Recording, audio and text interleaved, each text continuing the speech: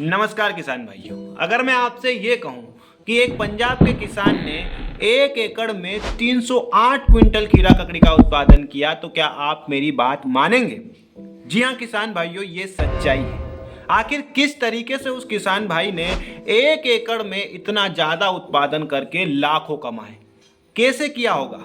आज इस वीडियो में हम यही बात समझने वाले हैं किसान भाइयों, और बात करने वाले हैं खीरा ककड़ी की खेती के बारे में, संपूर्ण जानकारी के बारे में। आखिर किस तरीके से हम इसकी बुआई करेंगे, किस तरीके से इसकी कटाई करेंगे और इसकी खेती के दौरान हमें किन किन चुनौतियों का सामना करना होगा, इन सब बातों पर बात करेंगे। लेकिन उससे पहले किसान भाइयों, आप हमारे इस YouTube चैनल पर या फिर इस वीडियो को पहली बार देख रहे हैं और पहली बार हमारे चैनल पर आए हैं तो हमारे इस वीडियो को लाइक कर दीजिए और चैनल को सब्सक्राइब करना बिल्कुल ना भूलें। सबसे पहले बात करेंगे कि आपको खेत की तैयारी किस तरीके से करनी है, कौन सा ऐसा तरीका है जिससे कि आप उत्पादन ज्यादा से ज्यादा कर सकते हैं, लेकिन आपको शुरुआत में ध्यान देना होगा। जी हाँ किसान भाइयों, आप खेत की तैयारी करते समय एक चीज पर ध्यान दे सकते हैं जो कि है गुड़ का छिड़काव। जी हाँ, बहुत सारे लोग आपको ये तो बता देंगे कि आपको गोबर खाद छींटना है, आपको 2 ट्राली 1 एकड़ में गोबर खाद डालना है, लेकिन कोई भी ये नहीं बताएगा कि आपको गुड़ डालना है। जी हाँ किसान भाइयों,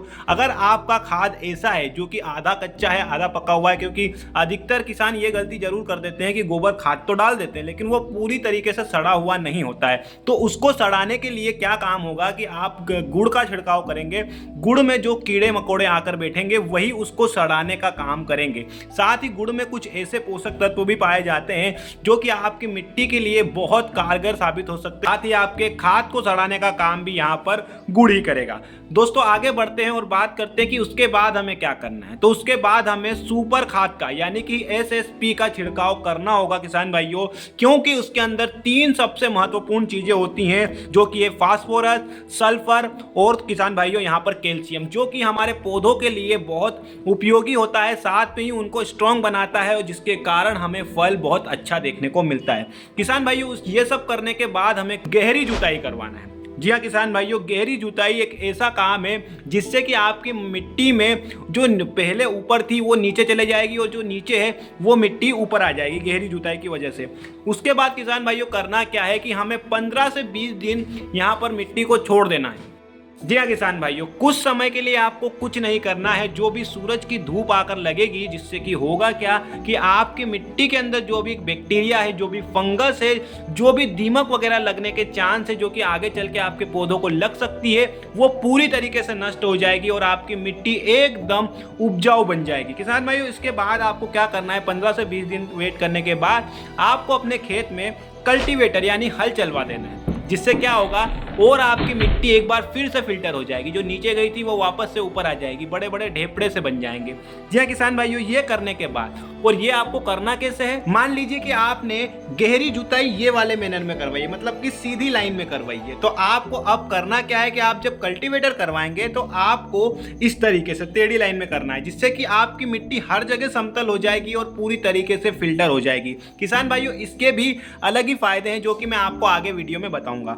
अब किसान भाइयों यहाँ पर कल्टीवेटर करवाने के बाद आपको रोटावेटर करवाना है या फिर पाटा फिरवाना है, जिससे कि आपकी मिट्टी पूरी तरीके से समतल हो जाए, क्योंकि हमें आगे चलकर बेड भी तो बनाना है और बेड तभी हम अच्छे से बना सकते हैं जब आपकी मिट्टी पूरी तरीके से भुरभुरी हो चुकी हो और हर जगह समतल हो, ऊपर नीचे नहीं होना चाहिए, बड़े बड़े ढेपड़े टाइप नहीं होना चाहिए, जिससे कि आपको वहां पर बेड बनाने में दिक्कत आ सकती है। तो किसान भाइयों हमने ये तो समझ लिया कि हमें खेत किस तरीके से तैयार करना है, यानी कि मिट्टी की प्रिपरेशन किस तरीके से करनी है, हमने ये पूरा समझ लिया है। किन सावधानियों पर ध्यान देना है ये भी हमने देख लिया। अब बात करते हैं हमारी नेक्स्ट स्टेप, यानी हमारा अगला कदम क्या होगा। किसान भाइयों अब हमें बनाना होंगे बेड। अब बेड से बेड की दूरी आपको कितनी रखनी है, वो आप 4 फीट के समथिंग रख सकते हैं। अधिकतर हमारे किसान भाई 4 फीट ही रखते हैं, लेकिन कुछ कुछ यहाँ पर एक्सेप्शन हैं जो कि 5 फीट भी रख लेते हैं। किसान भाइयों अब बात करते हैं कि आपको मल्चिंग पेपर किस तरीके का इस्तेमाल करना है, क्योंकि आप स्वाभाविक सी बात है कि अगर बेड बना रहे हैं तो उसे मल्चिंग पेपर से ढकेंगे जरूर, क्योंकि यहाँ पर खरपतवार पर बहुत ज़्यादा मात्रा में हम नियंत्रण कर सकते हैं मल्चिंग पेपर की मदद से। तो यहाँ पर मल्चिंग पेपर आपको 35 से 40 माइक्रोन के बीच में रखना चाहिए, जो कि यहाँ पर स्टैंडर्ड माना जाता है। बहुत सारे किसान भाई इतना ही इस्तेमाल करते हैं। भाइयों हमने एक बहुत इंपॉर्टेंट चीज छोड़ दी थी, वो है बेट की चौड़ाई। अब बेट की चौड़ाई हमें कितनी रखनी चाहिए उस पर बात करते हैं। बेट की चौड़ाई नॉर्मली लोग 2 फीट तक रखते हैं, लेकिन आपको 2.5 फीट रखनी है। जिसके के पीछे कारण ये दूंगा मैं कि आपका बेट जितना ज्यादा चौड़ा होगा उतना ही आपकी जो पौधा है उसकी जड़ें फैलेगी, और जितना ज्यादा वो फैलेगी उतना ही ज्यादा वो पोषण खींच पाएगी पौधे के लिए मिट्टी के द्वारा। तो किसान भाइयों आपकी बेट की चौड़ाई खुद की यहां पर होनी चाहिए 2.5 फीट के समथिंग। लोगों की मत सुनना, वो 2 फीट बोलेंगे, लेकिन आपको 2.5 फीट ही करना है। अब बात करते हैं कि इसकी उन्नत किस्में कौन कौन सी। नंबर पर आती है वीएनआर की क्रिस। ये किस्म भारी मिट्टी यानी काली मिट्टी और लाल मिट्टी में बहुत अच्छी उपज देती है, लेकिन अगर हम इसे हल्की मिट्टी में बोएंगे तो वहां पर ये थोड़ी सी कम आपको उत्पादन देगी। अगर बात करें कि हल्की मिट्टी में कौन सी अच्छी दे सकती है उपज, तो वो है सिंजेंटा की कुकुम्बर ग्लोसी। ये अच्छी किस्म है, लेकिन बहुत कम लोग इसे लगाना पसंद करते हैं। किसान भाइयों ईस्ट वेस्ट की नाजिया F1 भी पीली मिट्टी के लिए काफ़ी अच्छी मानी जाती है, लेकिन इसे भी किसान भाई बहुत कम ही लगाते हैं। अब आपको ये देखना है कि आपके एरिया के हिसाब से कौन सी अच्छी किस्म है। मैं आपको 5 बता रहा हूँ। चौथे नंबर पर आएगी बायो की सोफिया। जी हाँ किसान भाइयों, ये किस्म भी काफ़ी प्रख्यात है और इसको भी लगाना किसान भाई पसंद करते हैं। 5वें नंबर पर आएगी महिया की सिडान। ये सबसे अच्छी किस्म है जो कि अधिकतर किसान भाई इसे लगाते हैं और इससे अच्छी उपज भी लेते हैं। तो अब आपको अपने एरिया के हिसाब से डिसाइड करना होगा कि आपके एरिया में कौन सा बीज इस्तेमाल करते हैं जो अन्य किसान भाई यहाँ पर खीरे ककड़ी की फसल ले रहे हैं। भाइयों हमने काफ़ी सारी चीज़ें खीरे के बारे में जान ली है, लेकिन अब जो सबसे इंपॉर्टेंट चीज़ बच गई है, जो कि सबसे ज़्यादा यहाँ पर आपके पौधे के लिए लाभदायक हो सकती है और उसके बिना आपकी फसल अधूरी रहेगी, खाद के बारे में। जी हाँ किसान भाइयों, आपको कौन कौन से खाद देने हैं, कब कब देने हैं, कितनी मात्रा में देने हैं, उस पर बात करते हैं। अगर हम बात करते हैं 1 एकड़ के लिए, आप 1 एकड़ का रेफरेंस लीजिएगा।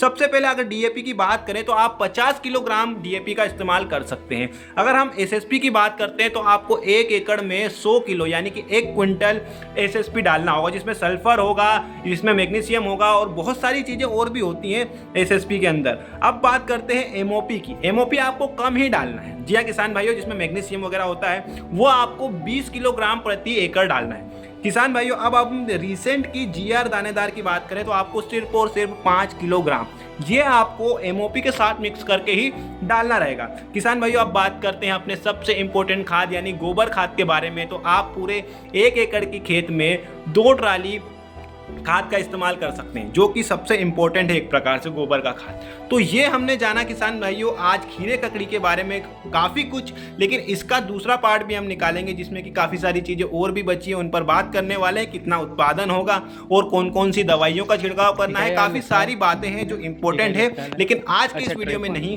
अगले पार्ट में हम उस पर बात करेंगे। आज के लिए सिर्फ इतना ही। अगर आपको ये वीडियो जरा भी पसंद आया हो तो हमारे इस वीडियो को लाइक कीजिए, चैनल को सब्सक्राइब कीजिए। धन्यवाद, मिलेंगे अगले वीडियो में। जय हिंद, जय भारत, जय जवान, जय किसान।